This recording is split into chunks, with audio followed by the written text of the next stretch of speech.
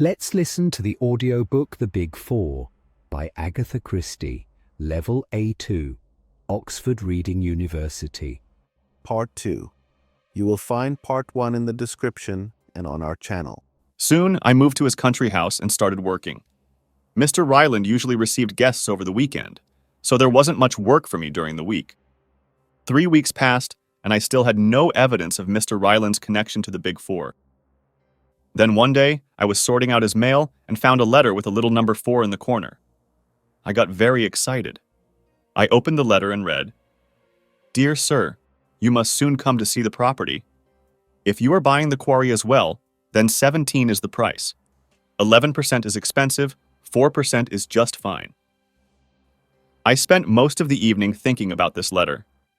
Finally, I had an idea. I took every fourth word in the letter and put them together. Number 4 was the solution again. Must see you. Quarry. 1711. 4. I understood the message immediately. He was going to have a secret meeting with the Big Four at the quarry on October 17th, which was tomorrow at 11 p.m. I wrote a letter to Poirot and sent it at once. The following evening, I went to the quarry and hid in the bushes, waiting. At 11 p.m., Ryland arrived in a long, dark coat and a tall hat. He started talking to someone, but I was too far away to hear them. So I moved forward carefully and hid behind a huge rock. When I looked out, I saw a gun pointed at me. "Hands up!" Mr. Ryland ordered. "Get him, George!" A man in black came close to me, caught me by the arms, and put a knife against my neck. "This will be the end of you and your dear friend Poirot," Ryland said. "You've gone too far. Nobody can get in the way of the Big Four." I'm so happy that Poirot didn't come here, I thought. At the same moment, I heard careful footsteps behind me. It was Poirot. As soon as he reached us, Ryland pointed his gun at him. "This is the end," he said. "You've lost, Mr. Poirot." To my surprise, Poirot didn't seem scared at all. "You're wrong," he said. "It is you who has lost, Mr. Ryland. If you shoot now, you will kill a man in front of 10 people. And then they'll hang you for it. Look behind you." Ryland looked around to see 10 Scotland Yard men pointing their guns at him. Poirot set me free and we went away, leaving the rest to the Scotland Yard men. On our way, he told me, "They have planned out everything." But they didn't know Poirot was thinking one step ahead of them. "I was really worried about you. I'm sorry I had to use you as a decoy." On the next day, Inspector Japp came to talk to Poirot. According to him, the arrested man wasn't Ryland himself, but his servant. He just acted as his master to teach Hastings a lesson, not to spy on Mr. Ryland. When Japp left, Poirot looked at me seriously and said, "Now we know for sure that number 2 is Mr. Abe Ryland. And the actor who played his servant?" "Yes," I realized at once. "Was number 4, he finished.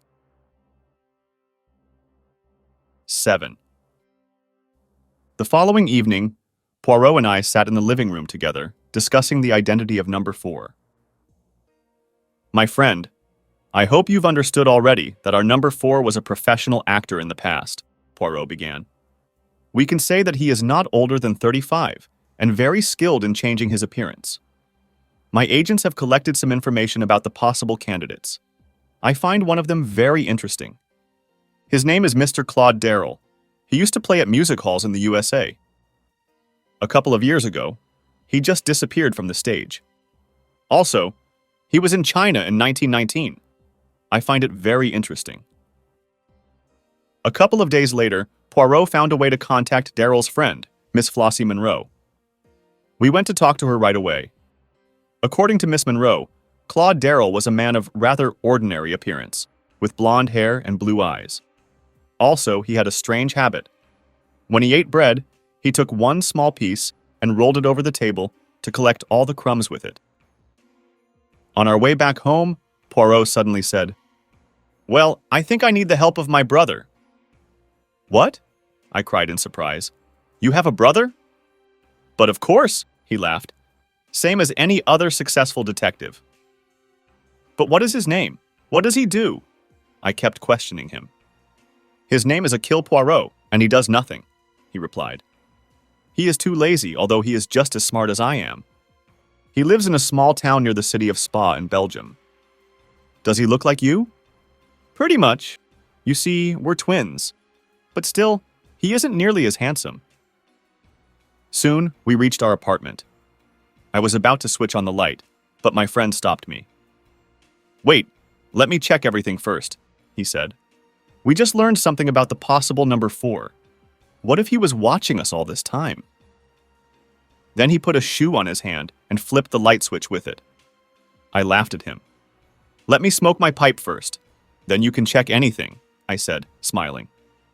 No, don't touch the matches, he shouted. But it was too late. My hand already touched the matchbox and a big explosion sounded. Everything around me went dark, and I lost my senses. I woke up in the office of Dr. Ridgway, our old friend. It's all right now, he told me. You're going to get better. What happened to Poirot? I asked. The man looked at me sadly and didn't reply. I became very scared. Don't tell me. Is he dead? The doctor just nodded without a word. I sat up in my bed and cried, No, even if he is dead, I will continue his work. I will avenge him. Death to the Big Four. With these words, I lost my senses again. 8. A lot of people came to say their last goodbye to the greatest detective of our time. I stood by his grave and thought about all the happy memories I had of him. From that day on, I had only one purpose in mind: to avenge my dear friend and beat the Big Four. One morning, I found a letter at my desk. I tore it open and read, My dear friend, if you are reading this letter, then I am already dead. Do not cry over me, but follow my orders. As soon as you receive this letter, go back to South America at once. It's part of my plan.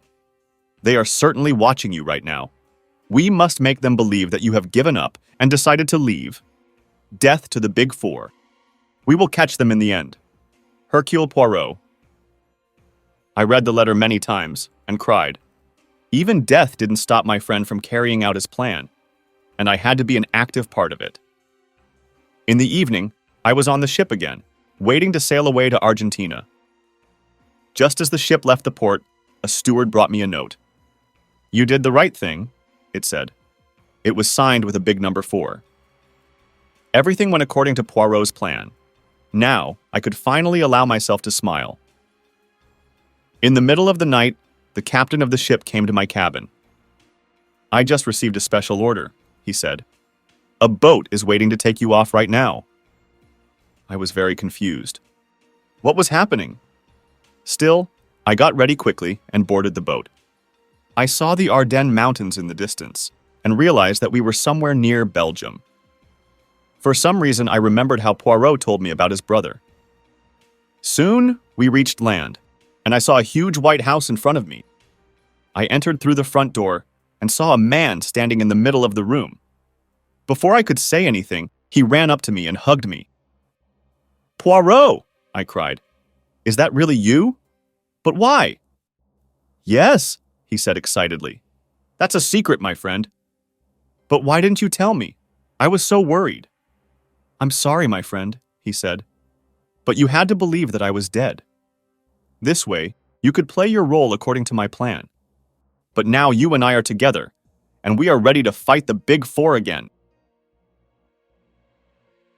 9. Months passed. I couldn't wait to take action. But according to Poirot's plan, we had to wait for the Big Four to make their next move. Then one morning, a car pulled up outside our building.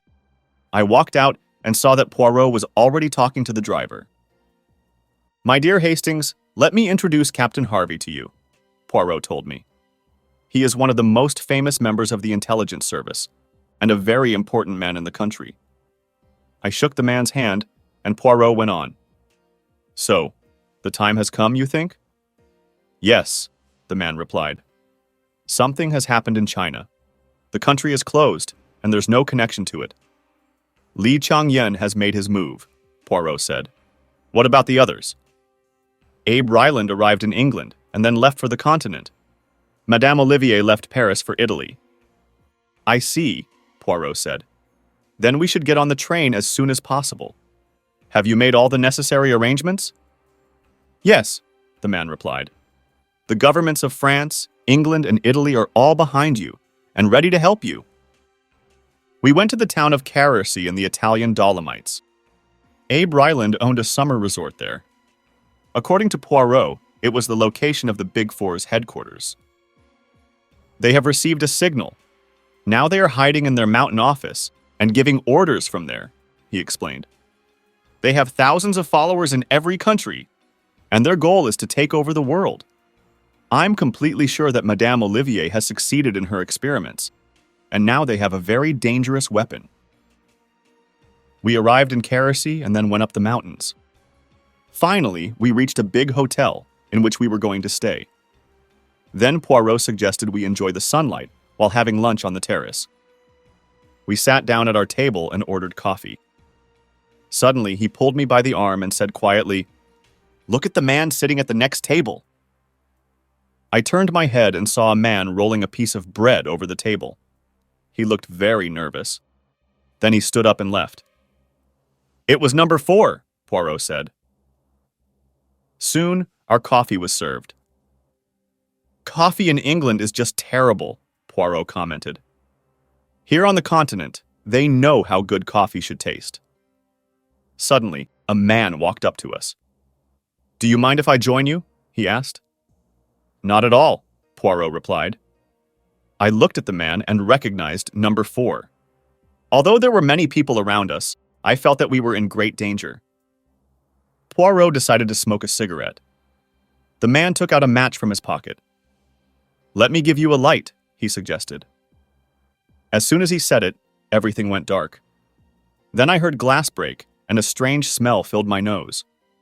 I lost my senses. 10. When I woke up, I realized that 2 men were carrying me up the mountain. 2 other men were carrying Poirot along. Then we entered a narrow tunnel that led deep into the mountain. In the end, we found ourselves in a huge mountain cave. It was brightly lit, and 4 chairs stood in the middle of the room. The first one was empty. Only a traditional Chinese cape lay there. On the second chair sat Mr. Ryland, smoking a cigar. Madame Olivier sat on the 3rd chair. Claude Darrell took his seat on the 4th chair. "Welcome to the headquarters of the Big Four," he said, smiling at us. "It's a surprise that you are still alive, Mr. Poirot, although not for long."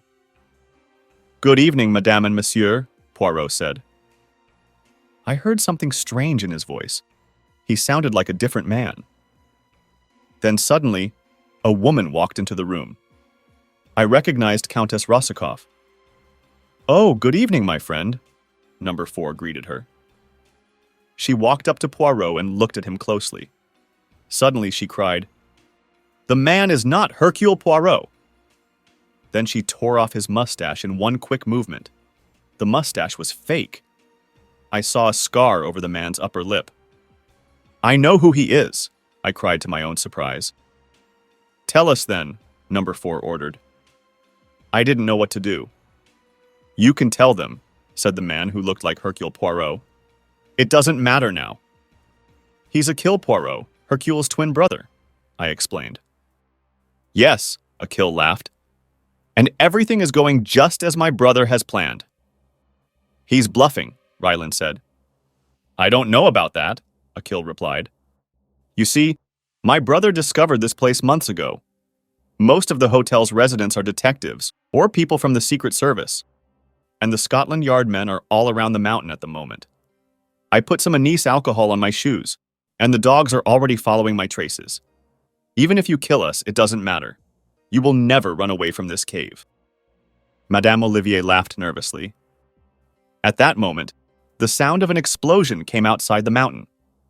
Ryland and Madame Olivier jumped to their feet and went out of the room. Claude Darrell followed them. "You are a very smart man, Mr. Hercule Poirot," the Countess said. "Madame, we are very lucky," he replied. "We are alone with you. Help us run away, and I will make any dream of yours come true." "That's not possible," she said in a sad voice. "You cannot bring the dead back to life." "I will do anything," he repeated. "I give you the word of Hercule Poirot himself." Countess Rosikoff looked at him with interest, then said, "I once had a son, but he's dead now. Will you bring him back to me?" "Yes," he replied at once. "If you don't believe me, open my pocketbook and find a photograph there." She did as he said. The moment she saw the photograph, she started crying. "But how? Where?" she asked quietly. "Quick, madame! We must get out of here. Then I will tell you everything," Hercule said. The Countess caught him by the arm and led him toward the tunnel. I tried to keep up with them. Finally, we saw the light at the end of the tunnel and rushed toward it. The moment we were out in the open again, an explosion came from inside the mountain. It shook the earth under our feet and threw us into the air. 11. I woke up in a strange room and saw a man standing over me. He was Hercule Poirot. Or was he? I heard the familiar ironical voice. "My dear Hastings, you are finally awake." It was my friend Hercule Poirot. "Yes, my brother Hercule has gone home, to the land of legends," he went on. "All this time, I was by your side. The whole masquerade was only to confuse them. For that, I even made myself a scar over the lip." "But what about the Countess?" I asked. "Did you lie to her?" "Of course not," he replied. "As soon as I realized that she was working with the Big Four, I investigated her past. I learned that she had a son and that some criminals kidnapped him. I found him, set him free, and finally brought him back to her." "And what about the Big Four?" "The police have found and recognized all the bodies. It's a pity that I'll never get to see Mr. Darrell's real face." Then he gave me a newspaper. The article on the front page reported the suicide of Li Changyen. "And I will never see my greatest opponent either," Poirot went on. "He learned about the disaster here and took the easiest way out." He was quiet for some time, then said, "Well, my friend, together we have faced and beaten the Big Four. And now you will return to your beautiful wife. And I will retire. It was the greatest case of my life, and it's over. Any other case will seem boring now. Maybe I will marry and lead a quiet, happy life." He laughed at the idea, then added, "Actually, that doesn't sound too bad. Who knows?" If you enjoy listening to our stories, hit the like button. This way we will know that you like the content we share with you. And now, here's another audiobook in English for you.